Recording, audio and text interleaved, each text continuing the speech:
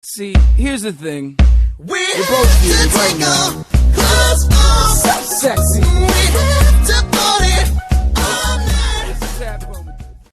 Buenos días, buenas tardes y buenas noches, mis queridos estudiantes. Espero que todos ustedes se encuentren muy bien y que estén listos para continuar aprendiendo más de la filosofía. Nos encontramos en este nuevo video para aprender un nuevo tema, que en esta ocasión será el helenocentrismo de la filosofía. Soy la profesora Cintia y espero que estés listo para aprender. Vamos a iniciar precisamente nuestro tema mencionando algunos aspectos muy importantes. Por ejemplo, debemos dar nuestro punto de partida mencionando qué es el helenismo. Y para poder conocer esto, debemos ir viendo algunas épocas que se han ido dando a lo largo de la historia.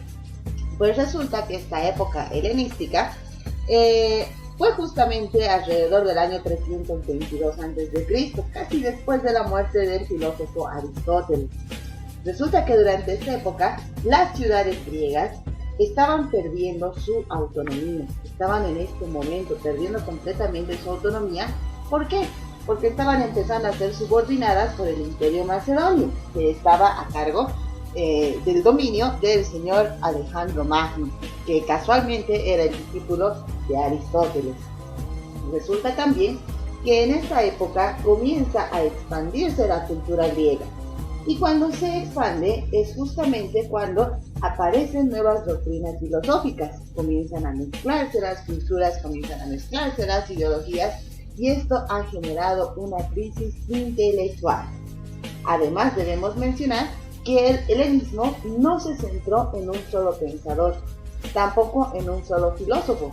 Ellos eran de la idea de que debemos ver más allá de eso, hacer nuestro pensamiento de la forma más conveniente posible, y si era necesario ver a más de un pensador, entonces adelante, decía el helenismo.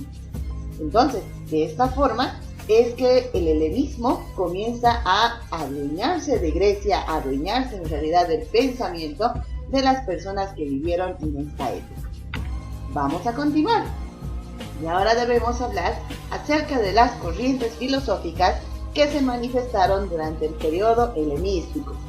Muy bien, pues resulta que en este periodo helenístico el punto principal de la reflexión era precisamente la felicidad. Todo lo que vamos a hablar a partir de ahora está justamente relacionado a este aspecto, a la felicidad. Así que veamos. Iniciaremos con la primera corriente filosófica, el cinismo.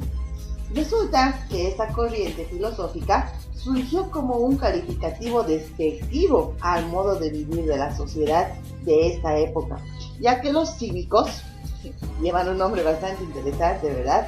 Los cínicos siempre estaban despreciando las riquezas y los bienes materiales. Para ellos esto era lo peor de lo peor.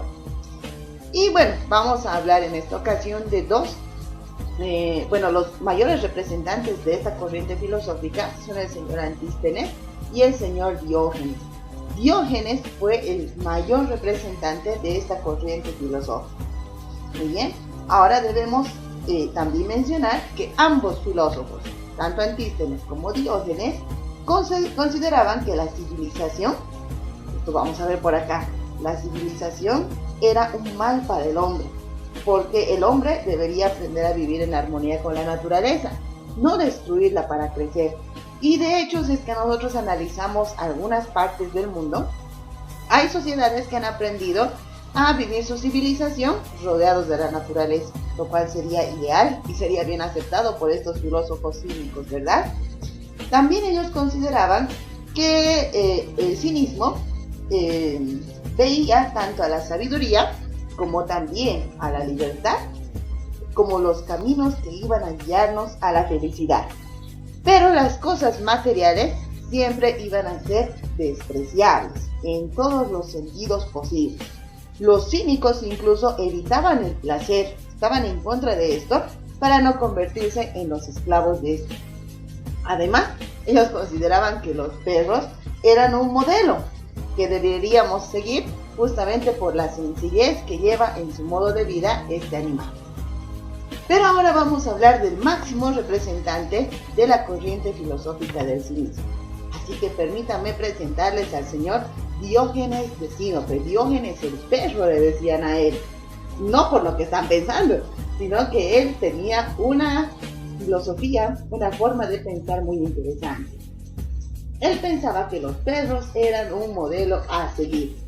Diógenes decía que vivir bien es vivir como un perro.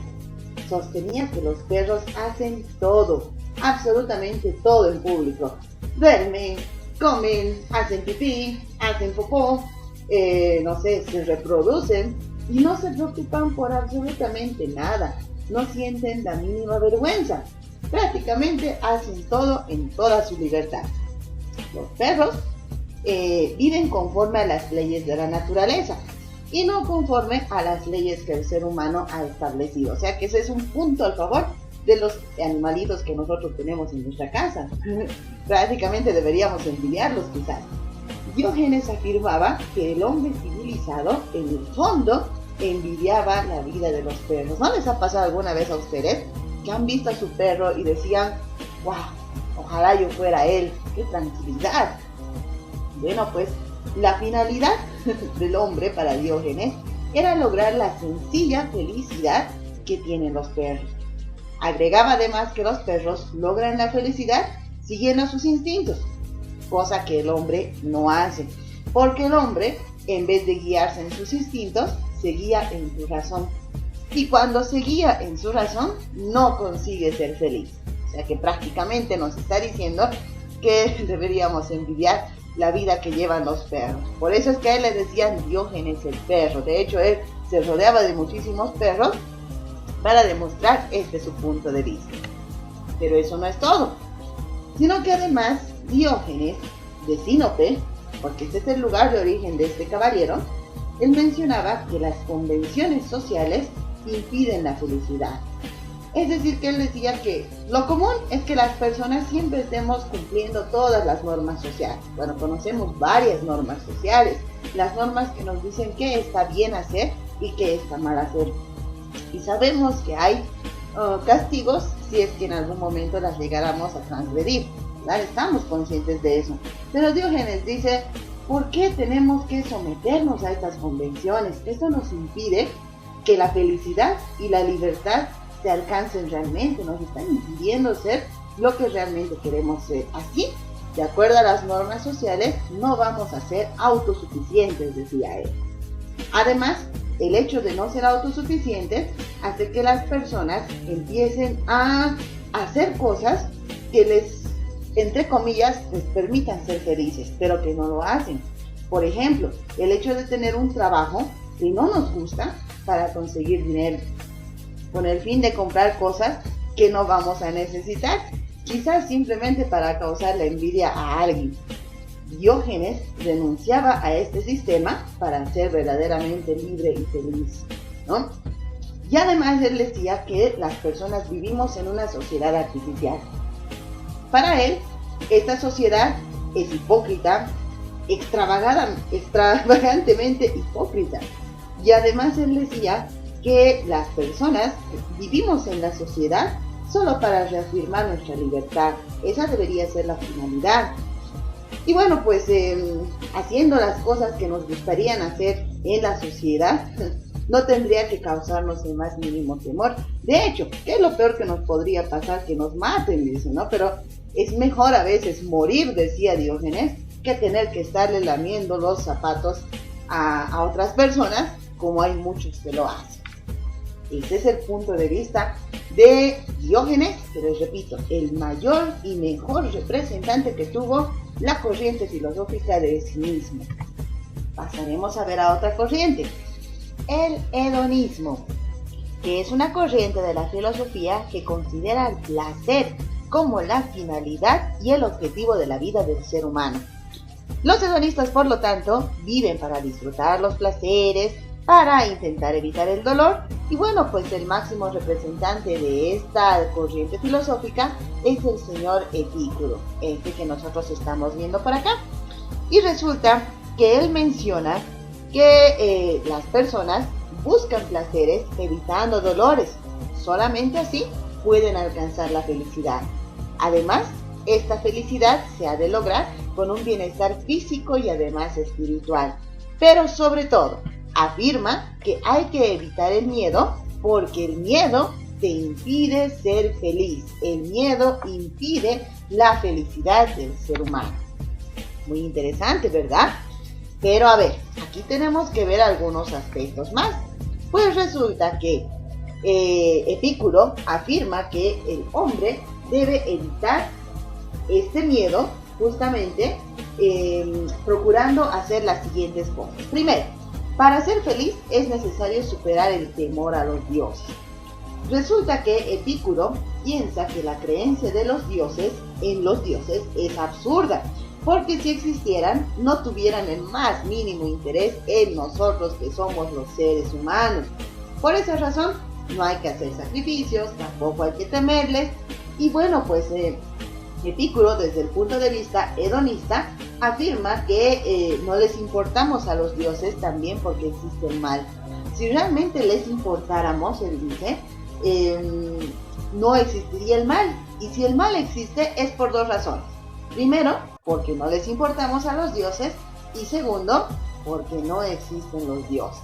O sea que ese es el punto de vista del señor Epicuro. Habría que ver si es que está o no está en lo correcto.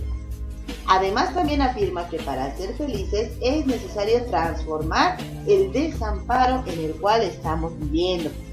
Para Epicuro, el ser humano se encuentra desamparado en el mundo. Pues aunque se encuentre rodeado de todo, de todos los lujos, de todo lo que siempre quiso, siempre va a vivir con miedo. Y bueno, pues aquí hay que transformar este desamparo en una vida plena y además mucha felicidad.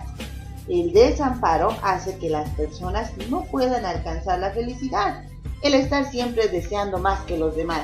Ya tienes algo, pero quieres más, envidias a las otras personas. Y eso es lo que no te está permitiendo ser feliz, ¿no? También afirma que para ser feliz es necesario superar el temor a la muerte. ¿Le tienen miedo a la muerte ustedes?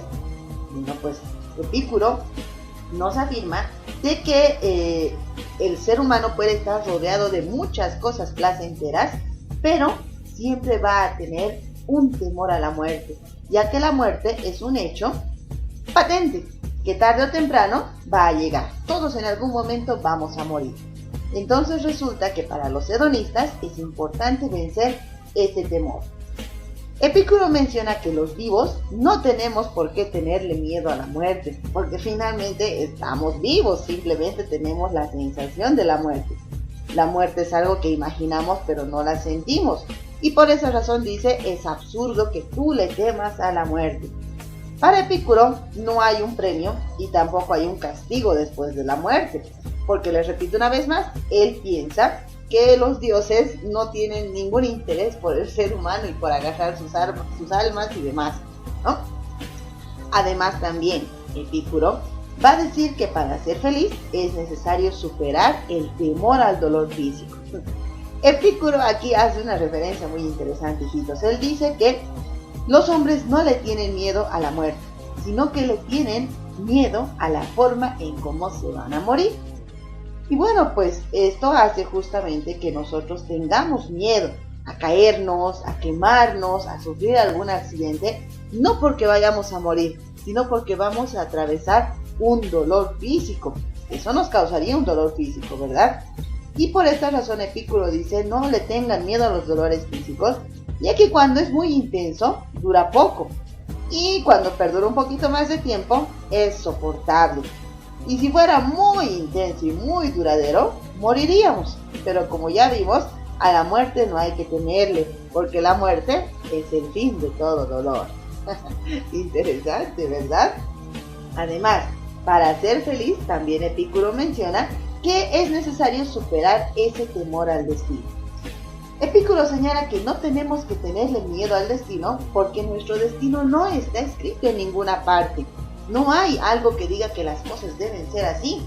Y si lo estuviera, nosotros no lo vamos a poder conocer jamás. Entonces, ¿para qué te estás preocupando? ¿Para qué estás tan obsesionado con saber cómo va a ser tu destino si nadie sabe cómo va a ser su destino? el punto de vista del señor Epicuro. Ahora vamos a conocer a otra corriente filosófica de la época helenista, el estoicismo. Recibe este nombre justamente porque Zenón, que es su máximo representante, Zenón de Sitio, daba y enseñaba todas las cosas con referencia a su punto de vista, a su filosofía. Lo hacía en una estoa. Una estoa es una puerta, es un pórtico. Entonces de ahí viene justamente, de la estoa, viene el estoicismo, de enseñar justamente en una puerta. Zenón de Sitio afirma que para ser feliz es necesario asumir nuestro destino. Él dice que todos tenemos un destino marcado, a diferencia del señor Epicuro que habíamos visto. Él explica que nuestro destino es como una especie de la ley de la naturaleza que es imposible cambiar. O sea que todo en el mundo tiene que suceder de una manera necesaria. No se puede vivir mejor, sino que las cosas que están ocurriendo actualmente son las cosas que prácticamente ya estaban marcadas en tu destino. Hagas lo que hagas, según Zenón, ya está tu destino completamente establecido, ¿no? Entonces simplemente te toca asumirlo. Según Zenón de Sitio, la felicidad es relativa. Resulta que para algunas personas la felicidad está en el dinero, en otras personas está en alcanzar la fama, en otras personas está en la superación personal. Sin embargo, la felicidad no está bajo nuestro control, afirma Zenón, porque hay cosas muy externas a nosotros que pueden influir en nuestra felicidad. Entonces, aquí afirmamos nuevamente una vez más que la felicidad es relativa. Para ser feliz, dice Zenón, debemos alcanzar la tranquilidad. Cuando nosotros hacemos algo para conseguir un deseo, experimentamos una intranquilidad, porque no sabemos si nuestro deseo se va a cumplir o si no se va a cumplir.